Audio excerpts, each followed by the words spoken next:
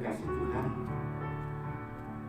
sungguh kita merasa bahagia di mana Tuhan memberikan anugerah yang besar kepada kita. Kita berada di dalam situasi dan masa-masa di mana kita masih di dalam momen merayakan kemerdekaan kita, bangsa kita yang ke-75 tahun. Saatnya saya akan menyampaikan bagaimana tantangan terbesar kita hidup di dalam kemerdekaan itu. Satu pergumulan, satu tantangan yang harus dihadapi oleh setiap orang percaya, yaitu apa yang disebut dengan penyakit jalan di tempat. Renungan hari ini berbicara tentang bagaimana orang percaya itu mengalami situasi di mana dia berhenti bertumbuh oleh karena adanya penyakit jalan di tempat. Mari sebelumnya kita akan merenungkan firman Tuhan. Kita akan berdoa bersama-sama. Tuhan, kami siap untuk mengalami Engkau. Kami siap untuk mengalami firman-Mu. Kami siap untuk dijamah. Kami siap untuk diajar. Kami siap untuk diterangi oleh firman. Dan biarlah Roh Kudus mencerahkan hati kami sehingga kami siap diubah oleh firman. Demi nama Yesus kami berdoa. Amin. Saudara, mari kita membuka Alkitab kita masing-masing yang saya ambil di dalam kitab Hagai pasal 1. Di dalam kitab Hagai pasal 1 ayat 1 hingga yang ke-8, firman Tuhan berbunyi demikian. Pada tahun yang kedua zaman Raja Darius, dalam bulan yang ke-6 pada hari pertama bulan itu, datanglah firman Tuhan dengan perantaraan Nabi Hagai kepada Zerubabel bin Syaltiel, Bupati Yehuda, dan kepada Yosua bin Yosadak, imam besar, bunyinya, beginilah firman Tuhan semesta alam. Bangsa ini berkata,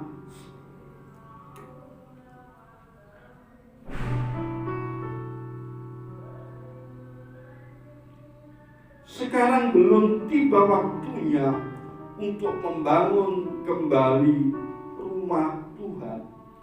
Maka datanglah firman Tuhan dengan perantaraan Nabi Hagai, bunyinya, apakah sudah tiba waktunya bagi kamu untuk mendiami rumahmu yang dipapani dengan baik, sedang rumah ini tetap menjadi reruntuhan? Oleh sebab itu, beginilah firman Tuhan semesta alam, perhatikanlah keadaanmu. Kamu menabur banyak, tetapi membawa pulang hasil sedikit. Kamu makan, tetapi tidak sampai kenyang. Kamu minum, tetapi tidak sampai puas. Kamu berpakaian, tetapi badanmu tidak sampai panas. Dan kamu berpakaian, tetapi tidak sampai panas. Kamu berpakaian, badanmu tidak sampai panas. Dan orang yang bekerja untuk upah, ia bekerja untuk upah yang ditaruh dalam pundi-pundi yang berlubang. Beginilah firman Tuhan semesta alam, perhatikanlah keadaanmu. Jadi naiklah ke gunung, bawalah kayu, dan bangunlah rumah itu. Maka aku akan berkenan kepadanya dan akan menyatakan kemuliaanku di situ, firman Tuhan. Saudara-saudara sekalian, ada satu istilah yang disebut dengan mediokri. Saudara, mediokri adalah keadaan rata-rata Istilah ini biasanya dipakai oleh seorang yang sedang mendaki gunung, yang berhenti di tengah jalan. Barangkali oleh karena kondisi yang sangat sulit untuk ditaklukkan, atau perubahan suhu yang begitu kurang bersahabat, seorang pendaki itu hanya sampai di tengah gunung hingga tidak sampai ke puncak. Mediokri, saudara sekalian, merupakan penyakit yang menghinggapi banyak orang, dan barangkali di dalam diri orang percaya, di mana seseorang itu berhenti bertumbuh. Mungkin faktor utama yang menjadi penyebab adalah kurang adanya komitmen, sehingga mereka berhenti di tengah jalan. Ketika tantangan begitu berat, mereka berhenti di tengah jalan dan mereka gagal melanjutkan untuk mencapai tujuan yang Allah tetapkan di dalam hidupnya. Saudara-saudara sekalian, pertumbuhan rohani itu meminta komitmen dan usaha untuk bertumbuh. Setiap orang harus ingin bertumbuh, memutuskan untuk bertumbuh, serta berusaha untuk bertumbuh. Kalau kita berhenti bertumbuh, ada kemungkinan besar kita akan menderita apa yang disebut dengan mediokri. Kita berhenti di tengah jalan, kita berhenti berjalan di tempat dan tidak mencapai tujuan yang Allah tetapkan di atas hidup kita. Nah, saudara sekalian, saat-saat yang kita hadapi saat seperti ini adalah saat yang sulit. Ada banyak orang yang demi alasan untuk menjaga jarak, seseorang menjadi malas untuk bergerak demi memutus mata rantai corona. Seseorang sudah kehilangan greget untuk datang ke gereja. Saat kerohanian kita menjadi suam-suam, tidak sadar bahwa itu bisa menyebabkan iman tenggelam, saudara. Kekristenan yang berkomitmen itu adalah tidak pernah mengenal yang namanya istilah berhenti di tengah jalan. Nah, kalau Bapak Ibu saudara sekalian sedang berada atau berhenti di tengah jalan, renungkanlah baik-baik, perhatikanlah baik-baik.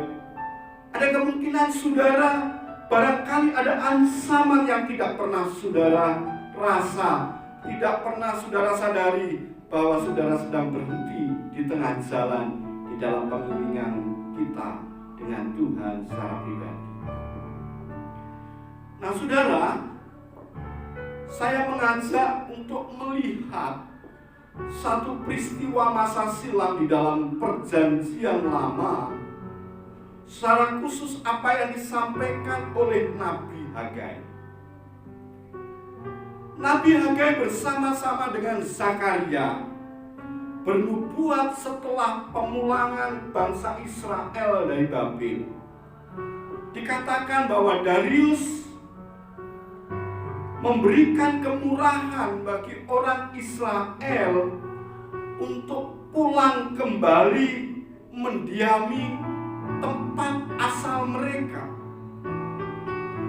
Mereka diizinkan untuk pulang dan secara khusus membangun kembali bait suci.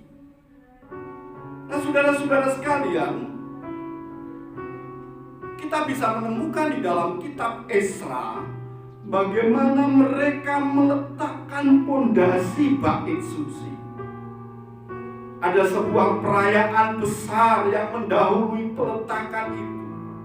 Orang Israel bersukaria mereka menari-nari, mereka menyanyi-nyanyi.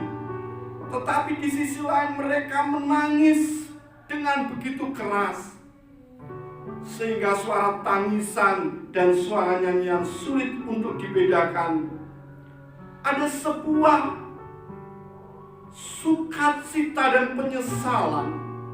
Mereka sadar bahwa oleh karena mereka berdosa, bait suci dihancurkan. Lalu saat ini mereka mulai meletakkan dasar pembangunan bait suci. Hati mereka meluap dengan penuh sukacita, tapi dibarengi dengan sebuah penyesalan akan peristiwa masa lalu yang kelam. Nah, saudara-saudara sekalian, sementara mereka membangun bait suci, mereka berhenti oleh karena adanya intimidasi dari orang-orang Samaria pada waktu itu. Sehingga pembangunan bait suci sempat terhenti kurang lebih 16 tahun. Dasar bait suci yang sudah diletakkan sekarang ditimbuni dengan rerumputan, saudara sekalian, dan semak belukar. Dan di tengah-tengah kehilangan semangat untuk membangun kembali bait suci, mereka malah membangun rumahnya masing-masing, mempercantik rumahnya masing-masing. Hagai bersama-sama dengan Zakaria membakar semangat orang Israel untuk melanjutkan pembangunan bait suci. Saudara-saudara sekalian, kita tidak sedang membangun bait suci secara fisik, tetapi ada bait suci yang sedang kita bangun, yaitu roh kita, pertumbuhan manusia rohani kita. Ada tantangan barangkali di sekitar kita yang bisa menghambat, menghentikan kita, sehingga kita kehilangan semangat, kehilangan greget, kehilangan gairah. Sekali lagi Bapak Ibu, camkanlah baik-baik bahwa kekristenan yang berkomitmen itu tidak pernah mengenal istilah berhenti di tengah jalan. Nah, saudara sekalian, saya mau membagikan dengan cepat apa yang menandai jika seseorang itu mengalami apa yang disebut dengan penyakit berjalan di tempat. Barangkali saya sedang mengalaminya, barangkali saudara sedang mengalaminya. Mari saya ajak saudara melihat tanda-tanda ini. Tanda yang pertama, saudara sekalian, adanya alasan menunda waktu Tuhan. Orang yang berhenti di tengah jalan, berhenti bertumbuh, ditandai dengan adanya kecenderungan untuk menunda-nunda waktu Tuhan. Sekali lagi, intimidasi yang berat, tantangan yang sedang mereka hadapi menyebabkan mereka kehilangan semangat. Dan itu berjalan selama 16 tahun, sudah. Kalau Bapak Ibu memperhatikan di dalam ayat yang kedua, perhatikanlah baik-baik.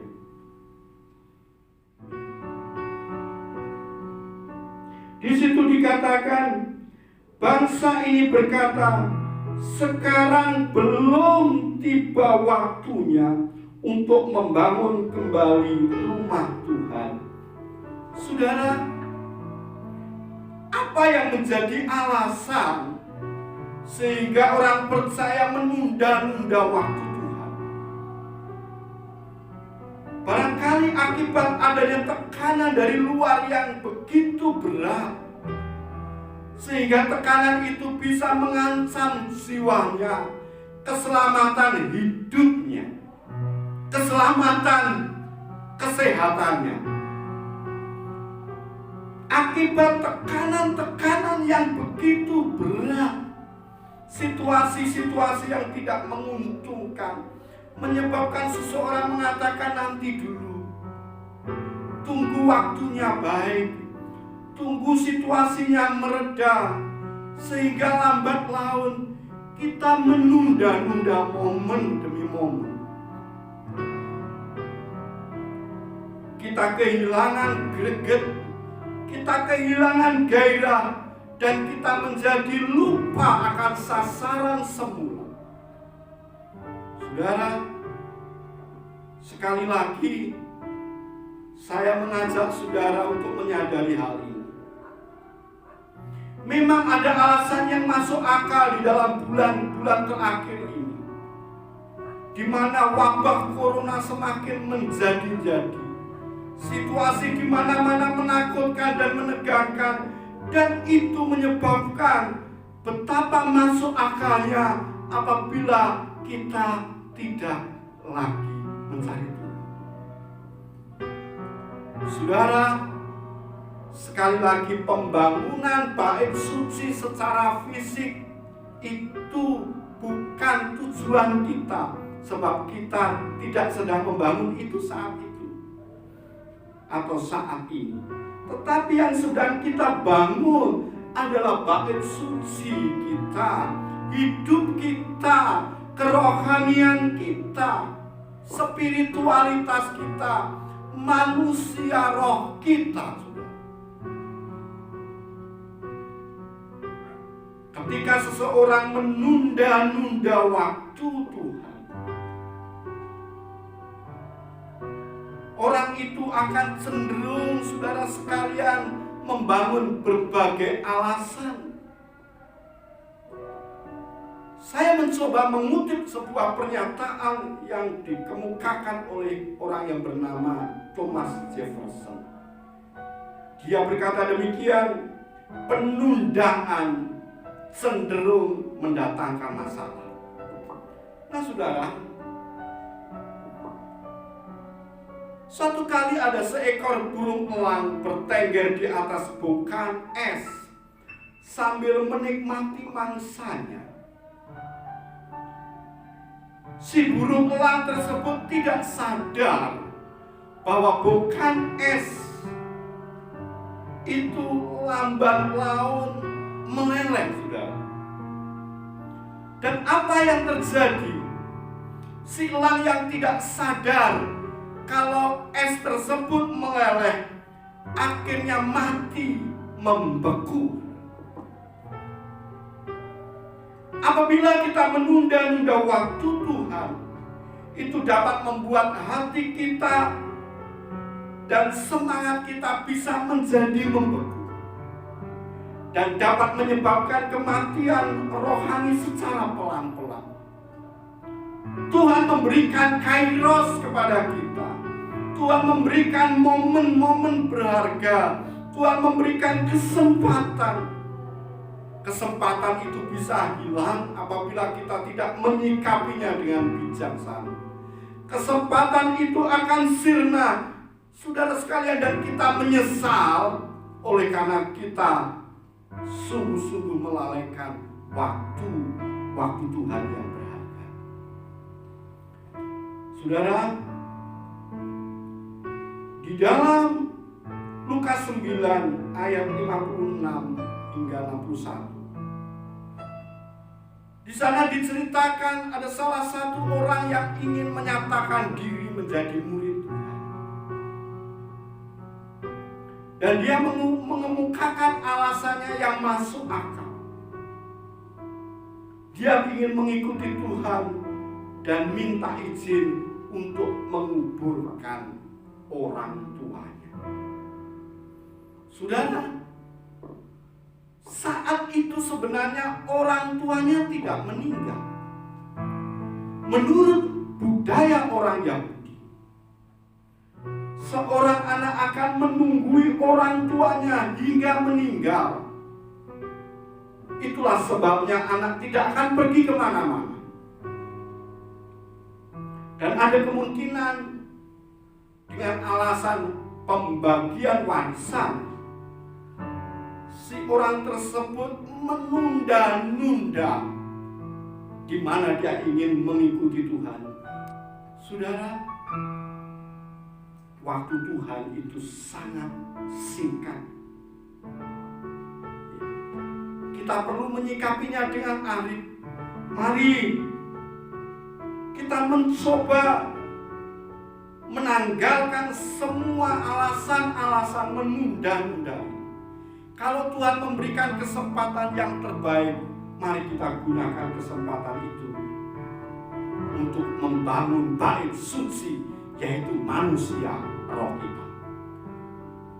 Yang selanjutnya, saudara sekalian, apa gejalanya? Apa tanda-tandanya? Apa indikasinya? Yang kedua adalah adanya fokus terhadap kenyamanan diri sendiri. Kalau Bapak Ibu membaca kembali di dalam Hagai pasal 1 ayat yang keempat, bagaimana keinginan mereka membangun bait suci berhenti selama 16 tahun. Pondasi bait suci itu dibiarkan ditumbuhi oleh semak-semak rerumputan.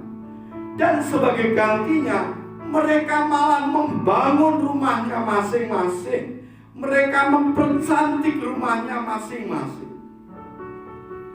Saudara, fokus terhadap diri sendiri, fokus terhadap kenyamanan diri sendiri, fokus terhadap zona nyaman, seringkali tidak kita sadari itu bisa membunuh dan menghentikan kerohanian kita.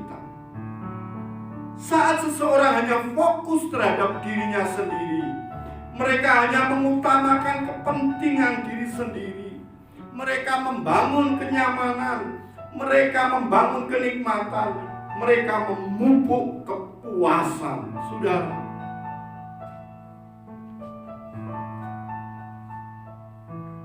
ketika seseorang hanya memupuk kenyamanan, kenikmatan, dan kepuasan, mereka tidak lagi memprioritaskan Tuhan. Mereka hanya mengedepankan hal-hal yang sifatnya lahiriah. Saudara, ancaman terbesar bagi gereja saat ini apabila kita menunda-nunda waktu Tuhan dan kita fokus terhadap kenyamanan diri sendiri, itu akan menghentikan perjalanan kita menjadi orang-orang yang berkomitmen mencapai tujuan Allah.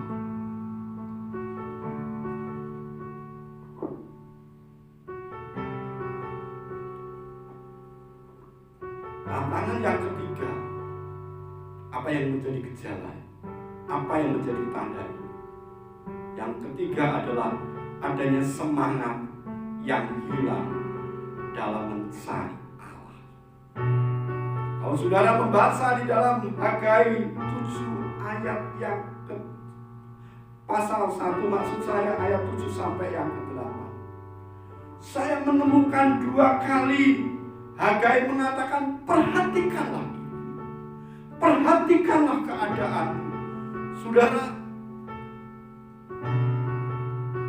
satu masalah yang paling mendasar di sini bukan hanya menunda-nunda waktu Tuhan, bukan hanya memfokuskan terhadap kepentingan dan kenyamanan diri sendiri, melainkan adanya semangat yang mulai hilang, semangat yang mulai pudar, semangat yang mulai sirna untuk mencari Allah.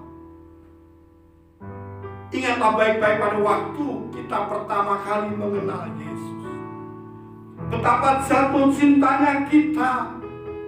Kita rela membayar harga waktu-waktu kita untuk Tuhan, waktu-waktu kita untuk melayani, waktu-waktu kita habiskan untuk mencari hadiratnya.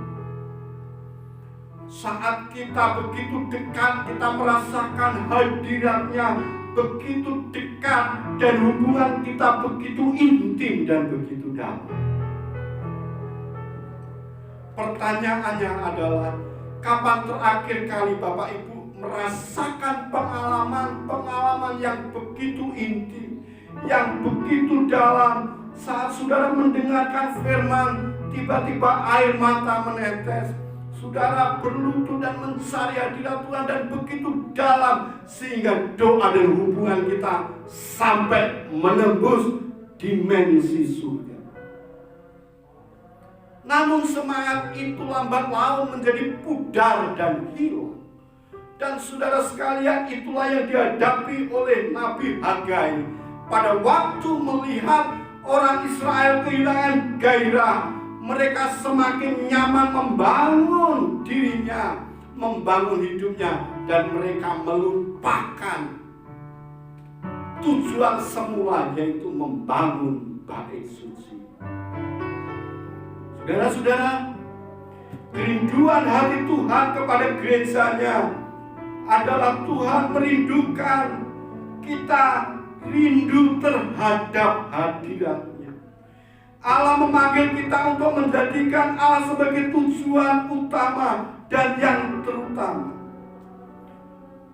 Komitmen untuk mengasihi Allah dengan memberi korban, mempersembahkan hidup kita kepada Tuhan secara total, itu yang dicari Tuhan. Tuhan mencari orang-orang yang memiliki gairah. Tuhan merindukan ada orang-orang yang masih memiliki semangat yang berapi-api untuk mencari hadirat-Nya. Kerinduan hati Allah adalah mencari orang-orang yang miskin secara rohani, yang merasa membutuhkan Allah untuk mengisi hidupnya.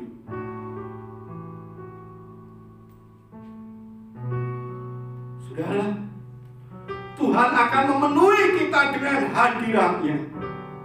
Janji Tuhan dengan cukup jelas, aku akan melingkupi engkau dengan kemuliaan. Barangkali janji Tuhan itu pernah dinyatakan pada waktu selesainya pembangunan bait suci pada waktu masa Salomo.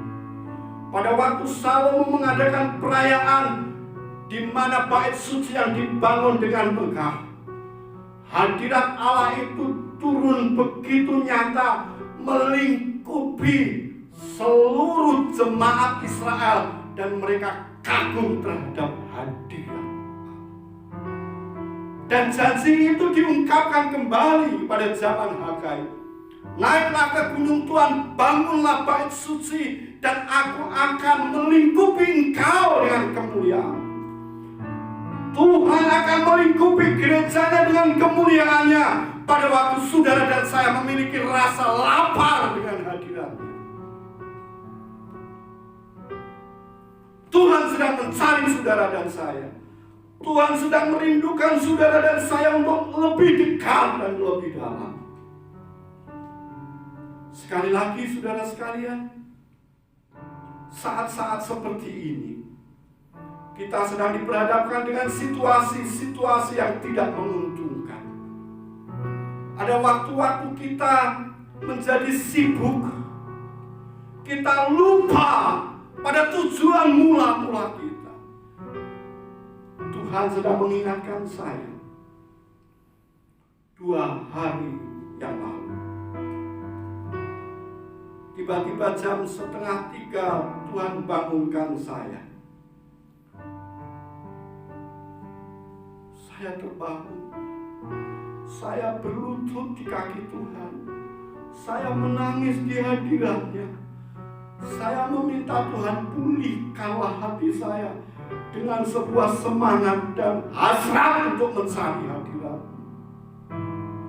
Tanpa terasa 1 jam berlalu, 2 jam berlalu, saudara sekalian, Tuhan memenuhi hidup saya dengan hadirat-Nya yang sepertinya tidak pernah saya rasakan pada hari-hari sebelumnya.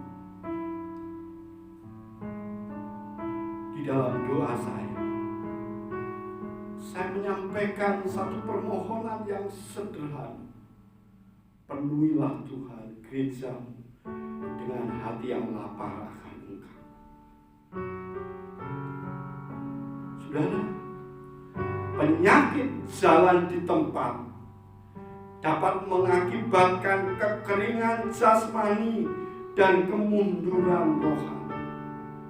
Kalau Bapak Ibu melihat ayat 6, ayat 9, ayat 10 hingga ayat 11, itu merupakan bukti dari akibat-akibat seseorang yang meninggalkan Tuhan, tidak mengutamakan Tuhan. Mereka menjadi kering, mereka menjadi miskin, secara rohani mereka menjadi hampa, tidak ada makna di dalam hidup. Tuhan hadir saat ini. Ia menyemangati umatnya untuk bangkit kembali, prioritaskan Tuhan. Dengan demikian kita dapat menyelesaikan rencana Allah yang besar. Sekali lagi saudara, kita tidak sedang membangun bait suci secara fisik, tetapi kita sedang membangun bait suci secara rohani, yaitu hidup kita yang memuliakan Tuhan. Mari kita diam diri sejenak. Izinkanlah Roh Tuhan berbicara kepada kita. Izinkanlah Tuhan membisikkan sesuatu di dalam hati saudara. Kalau Tuhan menegur, Tuhan mengingatkan, Tuhan sedang mengasihi saudara. Sekali lagi, kapan terakhir kali saudara dengan penuh kerinduan saudara mencari hadirat-Nya? Dan kalau saudara saat ini mulai pudar, saatnya Tuhan sedang berbicara kepada saudara. Terima kasih Tuhan untuk firman. Terima kasih untuk suara. Terima kasih untuk hadirat-Mu. Terima kasih untuk Roh yang berbicara kepada kami ya Tuhan.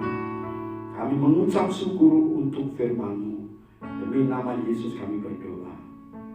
Amin.